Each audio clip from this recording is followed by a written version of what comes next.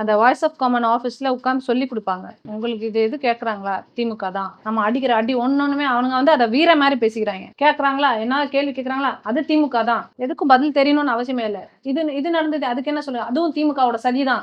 கரூர்ல இப்படி நடந்தது, திமுகவோட சதி. எல்லாத்துக்குமே இப்படியே சொன்னா அப்படிதான் சொல்லணும்.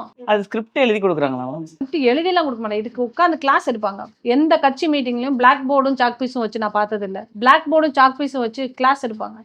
இப்படிதான் பதில் சொல்லணும், இப்படி கேட்டா இப்படிதான் சொல்லணும்.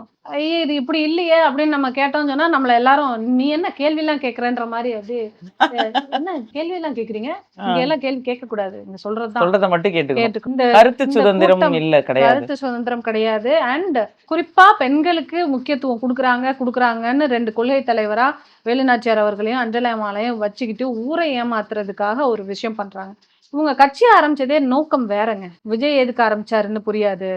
சுத்தி இருக்கவன் வேலை பாக்குறது எதுக்கு வேலை பாக்குறானே தெரியல. என்கிட்ட பர்சனலா அவங்க சொல்லியிருக்காங்க, இந்த எலெக்ஷன்ல விஜய் தோத்துருவாரு, அதுக்கப்புறமா என்ன செய்யணும்னு சொல்றோம். உனக்கு ஏதாவது செலவுக்கு வேணா பணம் வேணா சொல்லுங்க, அதை வேணா நான் கொடுக்குறேன், நீங்க வேலை செய்ய வேணானே சொன்னாங்க என்கிட்ட. இது என்னடா இது, விஜய் தோத்துருவாருன்னே சுத்தி இருக்க பூரா நம்மட்டே சொல்றான். அப்ப இவங்கெல்லாம் எதுக்கு விஜய் கூட இருக்காங்க?